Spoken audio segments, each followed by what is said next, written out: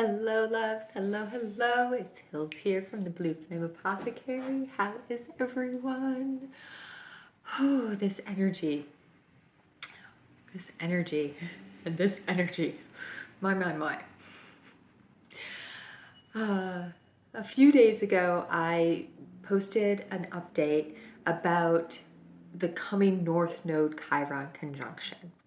And I'm going to, at the beginning of this one even, refer us back to that because this is a big, big piece of the energy of the end of January, really strong of February, and all the way through the eclipses at the end of March and the beginning of April, but really powerful for the month of February. The North Node is going to come into conjunction with Chiron at about the 17 degree of Aries on February 11th. However, that is not what I'm here to talk about, to share and weave frequency with you all about today. Today, we're going to talk specifically about the Capricorn New Moon that is happening on the 11th of January. It is happening at 3:57 a.m.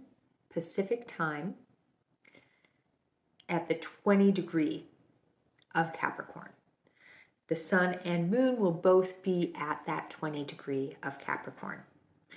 The aforementioned lunar nodes will be at the 20 degree of Aries and Libra.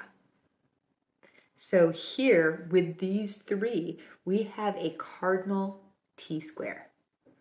This is initiating big new beginning energy.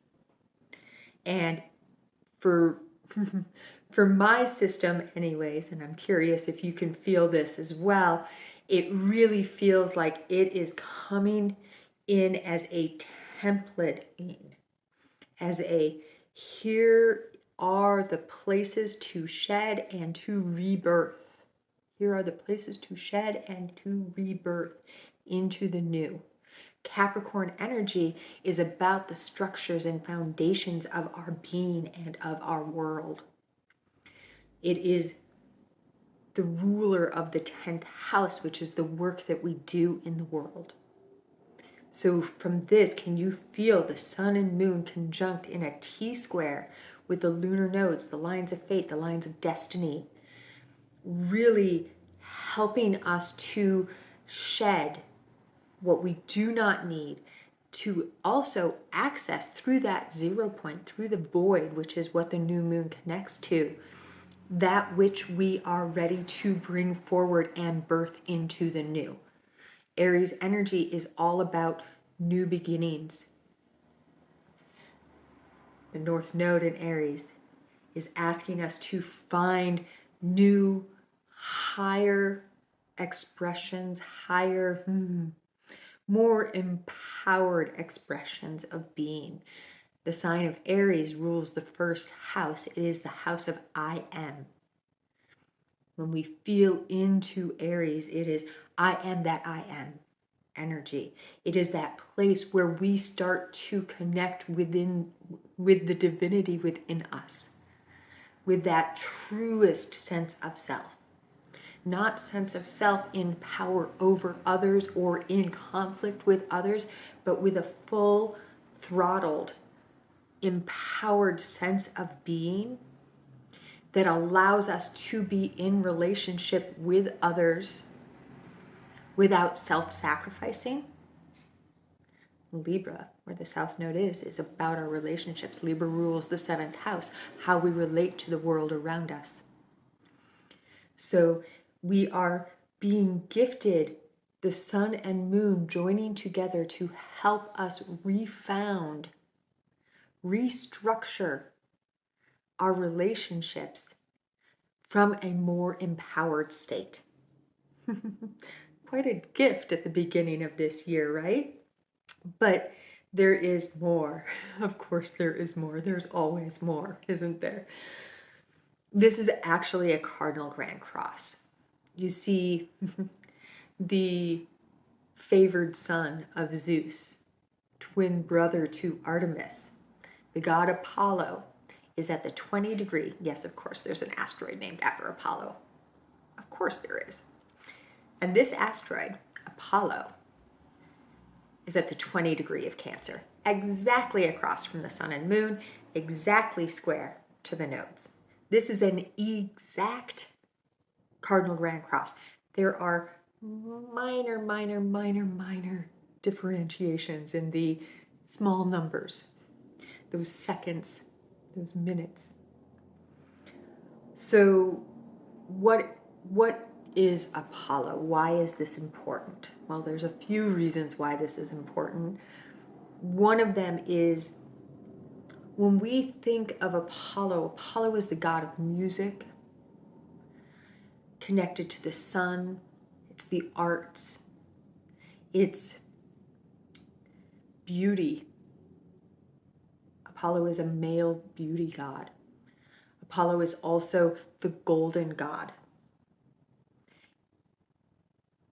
When we feel how favored Apollo is of all the gods, the favorite of all the gods, we can start to feel into how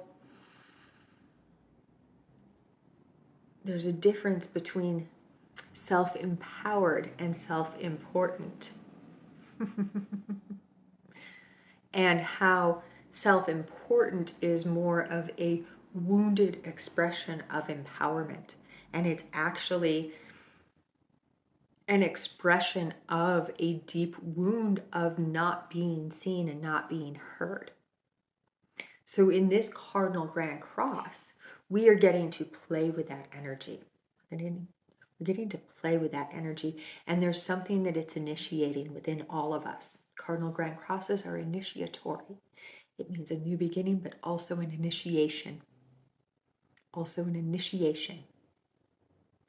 This initiation is into our personal disbelieved prophet, our undervalued voice, our undervalued intuition. You see, there is a goddess, a princess really, who I have had a deep resonance towards since as far back as I can remember, since I was a child. You may have heard of the Cassandra Complex or Cassandra Syndrome. And it's funny because on my walk today, just before I sat down to record, as I was meditating about what would be shared today, this Cassandra Complex, Cassandra Syndrome came in very strongly. I have known for a little while that we're going to talk about that today. And then when I was on my walk, I saw a sign that said animal liberation at any cost. And I was like, ooh, that hit me somewhere. What is that all about? And then just before I sat down to record this, I remembered that the movie 12 Monkeys with Brad Pitt and Bruce Willis is all about the Cassandra Syndrome. It is the through line that flows through that entire movie. So if you haven't heard of Cassandra and you like kind of intense sci-fi movies, I highly recommend watching it. I got the message and I will be watching it later tonight, apparently. The Cassandra Complex is, well, let's go to the story of Cassandra. So Cassandra was Princess of Troy, and there are many different versions of how she was gifted prophecy through Apollo. Most of it has to do with him being enamored with her beauty and gifting her this. Some say that it was a gift in order to entice her to marry him. Others say that she promised favors in order to receive this gift of prophecy. whichever the case, Apollo became enraged when she did not bestow upon him these favors or agree to marry him. His gift went unrequited, as it were. And so he could not revoke the gift of prophecy, so he laid a curse on top of it.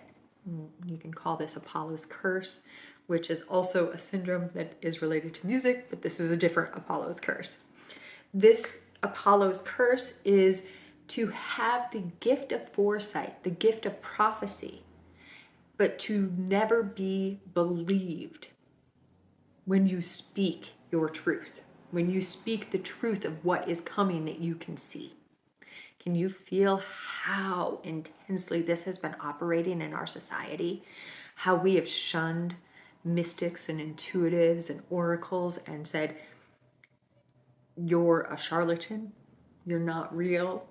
Can you feel in your system the way that since you were a child, you have quieted or nullified your gifts because when you shared them, you were not believed or you were told that it was dangerous?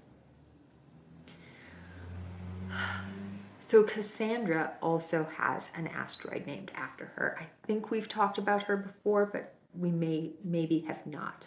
She is very, very strong. Very, very strong on this Capricorn New Moon. Because of course she is. Apollo is strong. Cassandra is strong. This is the way that the cosmic forces unfold stories for us to share and weave in, to touch into, so we can have a way to sit around the fire and explain what it is that we're experiencing. That's part of what astrology is, right? So Cassandra's asteroid is almost exactly conjunct Mercury, which is conjunct the galactic center.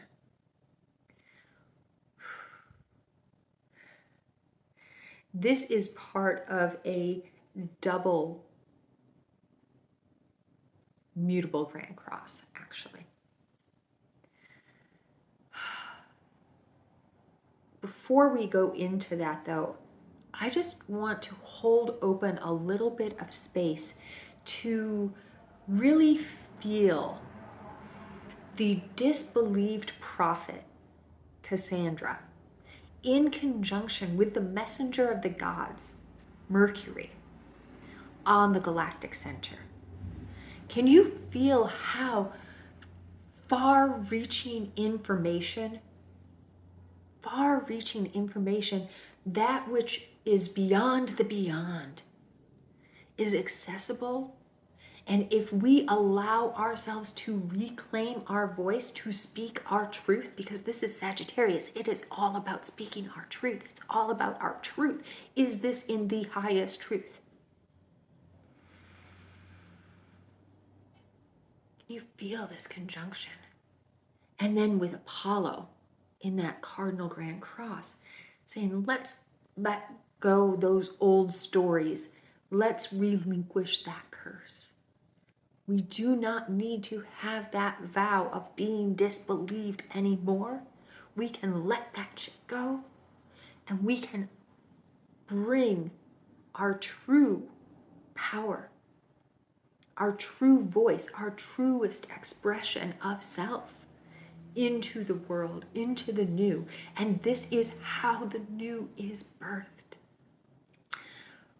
If every intuitive rose up and said, I will not be silenced anymore, I will not be ignored anymore, this is the truth, this is what I am being shown, and also valued the messages that they were receiving. If I value the message that I'm receiving, then I have within me the ability to discern whether or not it is true what is being shared. Can you feel that? Can you feel that? We have so many oracles receiving so many informations, and so many of them seem to kind of contradict, but there's like a through line of truth in there. And part of this is we have not had the foundation of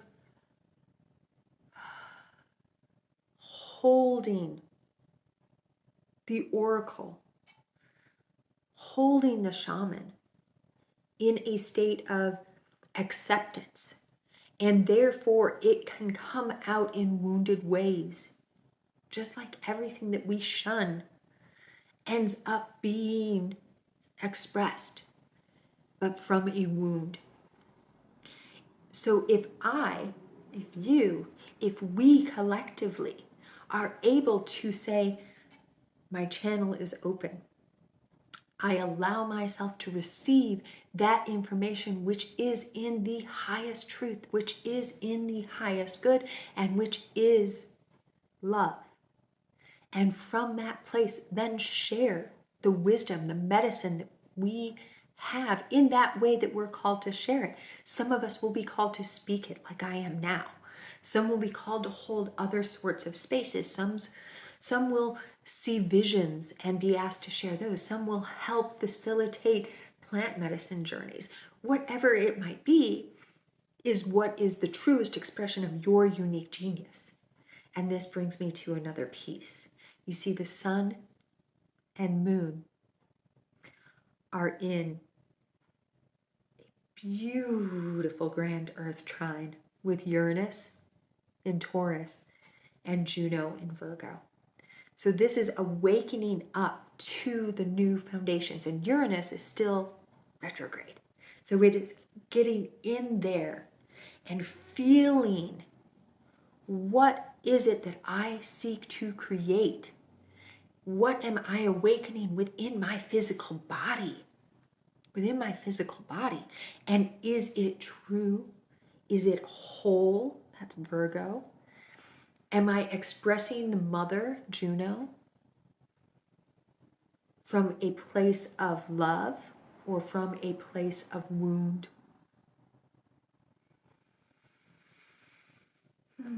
Now, interestingly, Juno is Jupiter's wife. Jupiter is Zeus. Zeus is Apollo's father. So can you feel how it's all tied together and flowing in beautiful, beautiful formation, which brings me back to those mutable grand crosses. Those mutable grand crosses, which mutable energy, you may remember, as Cardinal initiates, mutable ends. Mutable ends. It allows a chapter to close so that the new can begin. They're both transitional though. They're both transitional. So we have Mercury and Cassandra and the galactic center in Sagittarius, which we've just been talking about. And they are in square to the aforementioned Juno, which is not Apollo's mom, but is Jupiter's wife, is his father's wife, which is across the wheel from Neptune, now moving direct in Pisces, who's going to be in this cross with the galactic center the entirety of 2024, who is square to Vesta, the eternal flame igniting our passions. Vestal virgins is Vesta. So the virginal priestess temple of Vesta, that eternal flame, is what that energy is connecting to. So we have that mutable grand cross running, helping us bring to a close old stories, old narratives about not being seen, about our shamanic capacities, what it means to be a shaman. Who is a shaman? Who is an oracle? Neptune is shamanic, dreamwalker energy. And then if we tilt the wheel, so those are all in the late degrees of the mutable signs. If we tilt the wheel, we find Apollo's sister, Artemis, in conjunction with Hecate and Black Moon Lilith, all in Virgo. All in Virgo.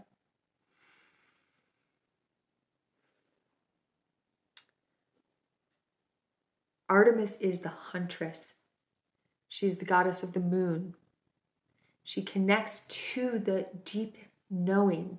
When you think of a hunter is someone who can go out into the wilderness and find that which is hidden. And find that which is hidden. This is what occult means, that which is hidden. What we are doing on this journey of wholeness, this virginal journey of bringing ourselves back into wholeness, is going into the wilderness and seeking that which has been occulted from us, seeking the mysteries. And this is Hecate, the guardian of the crossroads, that beautiful triple goddess, the Hecate, who helps us to connect all of those parts of ourselves, here in conjunction with the huntress, Apollo's twin sister, Artemis. And on the other side, Black Moon Lilith, the primordial feminine, that feminine who rises up and says, I will be seen and heard now. I am here. Let us be full creative beings now. So all of these are dancing together in Virgo. With Medusa squaring in Gemini. We've talked a lot about Medusa and the energy of reclamation of story. The energy of reclamation of story. Medusa was also part of a virginal priestess temple. This one, Athena's. She was said to have been cast out because she did not keep her sexuality capped. However, this is an old story. This is an old story that is not actually the fullness of the truth. And as we allow the Kundalini energy, that serpent energy of Black Moon Lilith and Medusa, to rise within us, we reclaim our creative capacity. And this connects across the wheel to Venus, that energy of the divine feminine, which is currently, as of right now and through this new moon, conjunct the great attractor, pulling out the rubble and the debris from those old stories that have been told about us, from those wounds of that which we said about ourselves. All of those old curses and vows that we made that no longer serve where we are going, where we have the capacity to go. And they, Venus and the great attractor, square with Hygeia, another Kundalini goddess, miraculous healing, which is conjunct the star, the fixed star Fomalhaut, which is of the energy of beneficence and is a Jupiterian energy, which is conjunct to Saturn, the Lord of Karma, rewriting the story in Pisces of what time and karma mean. Conjunct the Magdalena, another empowering creative force, reclaiming of place at table energy.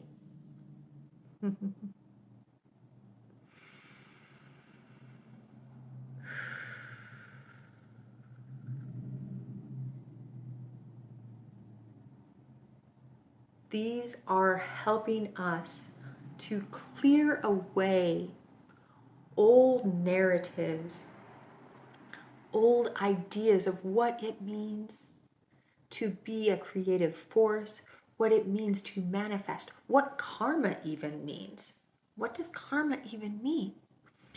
I shared an update a couple of months ago about karma and the new earth, and I'll make sure there's a link below, but something came in on my walk, another piece puzzle pieces come in on walks often. Let your walks be meditations if you can open up and just allow that energy to come through. This is always good advice, but as the pace of things is quickening to such a profound extent now, finding those moments where you're just open and allowing them to be more frequent is really, really, really helpful. So this new piece that came in, I don't know if new is, an expansion of a piece came in about what it means when somebody feels into, in New Earth there will be no karma, which is an interesting idea, right? How can we continue to evolve as souls without karma? And the highest truth that I can share with you in this moment is that it's not that karma is going away, it's that our relationship to karma is changing. Our relationship to karma is changing.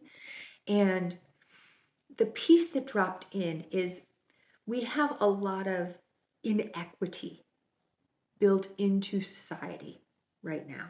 The way that the world has been running, the template that it has been running, is unequal playing fields.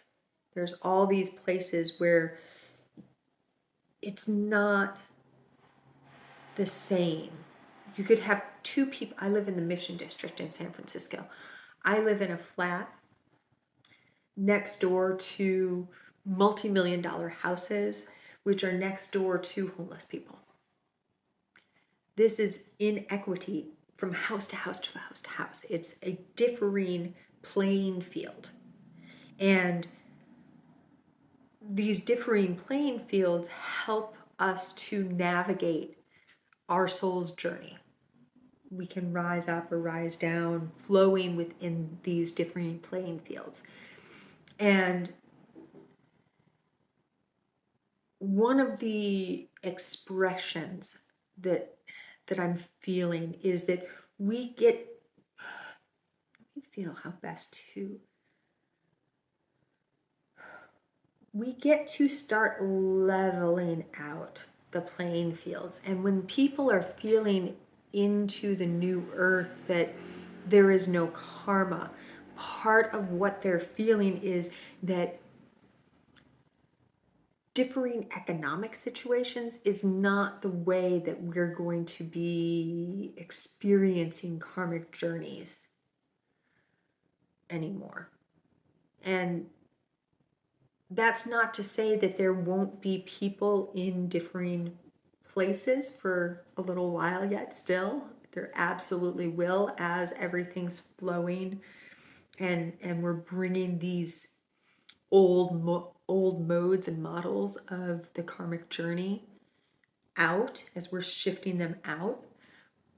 But there will come a time when the karmic journey does not have to do with that, but there will always be an aspect, not always, but there is an aspect of part of what we're learning to do on the earth plane is create, manifest, to bring into embodied form. So some form of that as we learn to hone those skills. But a lot of the new souls that are coming in to learn different things. They're coming in to learn different things. We have been laying the groundwork, our souls who've been here for quite a while and who have continued to incarnate for eons and eons. Even those who were here at the beginning and left for a while and came back, we all have been here on this creative manifestation empowerment journey. That's what we're doing here. And we're laying the foundation and clearing out the cobwebs and the debris from that, so that the new, you could think of these as the indigo or crystal children that come in, are planting their roots in fertile peat and loam, so that what they are creating is a higher frequency of that. What they are creating is a higher frequency of that. So, on that note, Venus with the great attractor is also exactly trine to Chiron in Aries. This is connecting us into that creation wound, that empowerment wound, that place where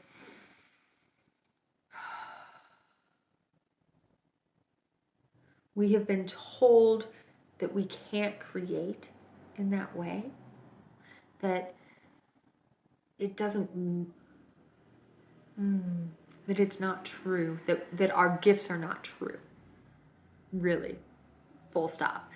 Those places where we have been told that our gifts are not true, that we are not true. And the great attractor is connected to Chiron here, and throughout the entirety of this North Node Chiron conjunction, the great attractor is going to be in trine. How beautiful is that? Sucking the poison from that. Sucking the poison from those wounds, so that we can come into a greater sense of empowered beingness, and so that we can teach. Chiron is a teacher, remember? So that we can teach others through our own empowerment journey how to walk tall in the world, how to share their gifts.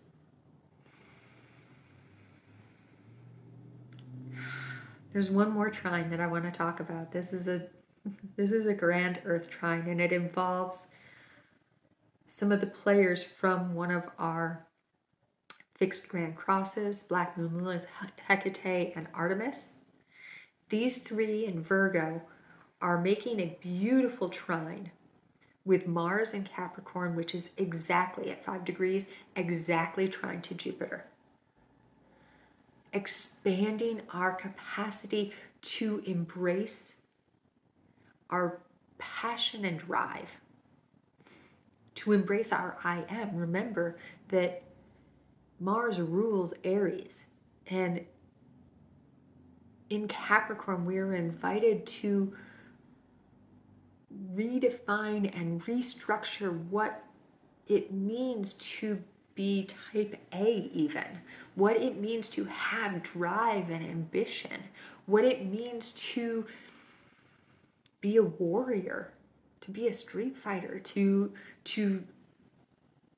look at the world and say no more to that. What do those things mean, and what does it mean to be a heart-centered physical embodiment of the warrior, of that archetype? And can we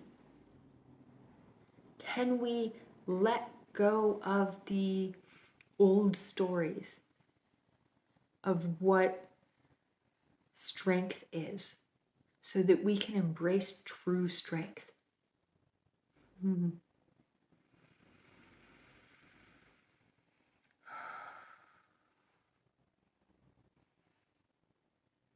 going to hold the space open for a moment, because I can feel something really beautiful coming in for us to weave with.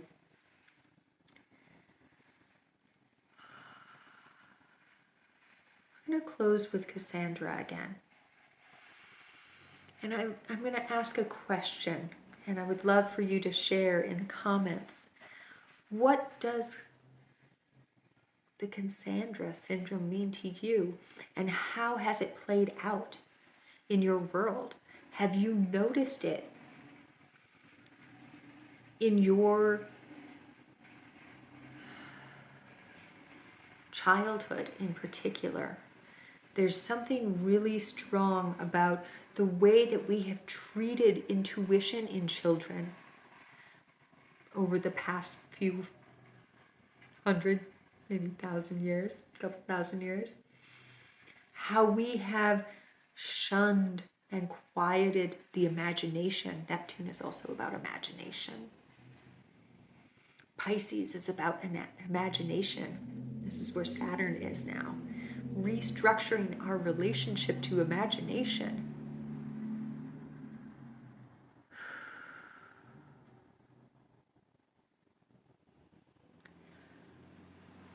If it calls to you, I would love to welcome you into the Blue Flame Apothecary Members Portal. I will be facilitating a new moon circle on the 11th.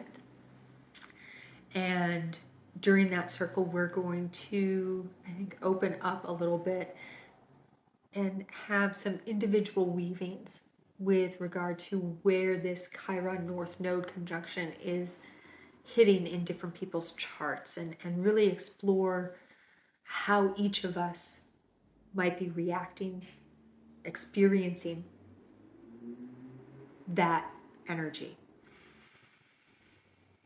So here in the comments also, if it calls to share how you're experiencing the Cassandra Mercury conjunction, or how you're experiencing this North Node Chiron conjunction, or how this year is this is a transformative and metamorphic year. And so, yeah, I love to share and weave with you all in the comments.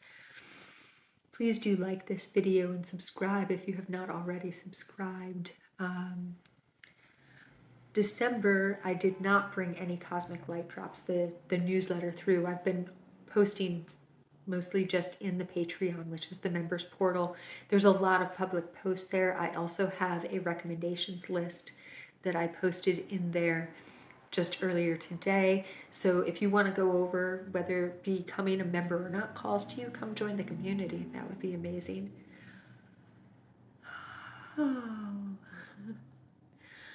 May you have a beautiful, beautiful, beautiful Capricorn full moon, new moon. Oh, there's some strong magic in this moon. There's some strong magic in this moon, and the way that we are being gifted to step more fully into our truest expression this month is pretty fucking profound. So thank you for your yes to this journey and all of the ways that you yesed this journey. And if it calls to work with me one-on-one, there's also going to be a link below for Soul Path Journey Consult. You can come and chat with me for 30 minutes or so, and we'll see if there's a way that we're called to work together.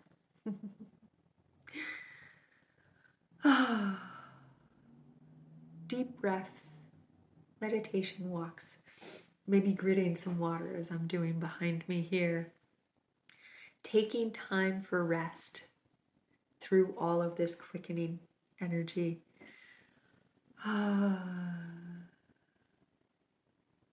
Dance. Bathe in the elements, all of the elements. I'm feeling one more little piece, which is why we're still on screen right now.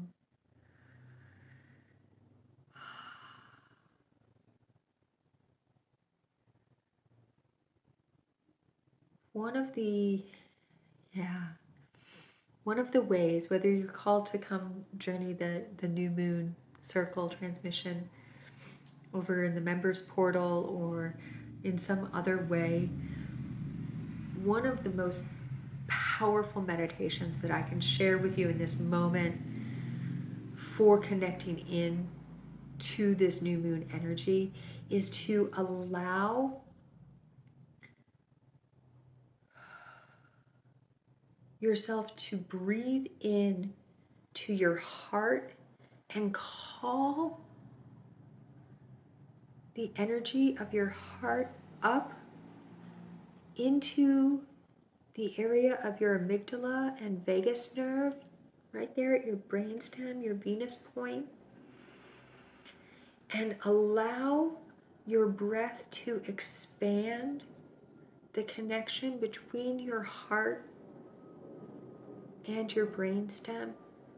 Really breathing into that space and allowing more and more energy to flow there, to rise up out of your crown and connect in to the galactic center, your soul star above your head, and also to connect down into the core of the earth, allowing your breath to fall all the way down, following your spine down through your tailbone, and connecting in with the earth star and the core of the earth. And then find yourself with your in-breath drawing a thread between your heart and the tip of your tailbone and the top of your brainstem. And then creating this trine effect. Ooh. Allowing the out-breath to pull out impurities, and you can envision the galactic center, this massive sucking, pulling energy just outside your reach, pulling all that debris that you exhale out, breathing in light into your heart that flows to the tip of your tailbone and the tip of your brainstem, flows down to your earth star, up to your soul star, connects in through the entirety of your spinal column, breathes out and connects to the great attractor, which sucks out the debris. And continuing that process of breathing, allowing everything to expand wider out through all the planes and all the dimensions of your heart space. Clearing out any blockages in your backbone. Clearing out any blockages in your backbone. That's what you're doing there. And with that, I'll leave you to do that. With so much and many loves. As always, in the always, from, through, and beyond the all dimensions.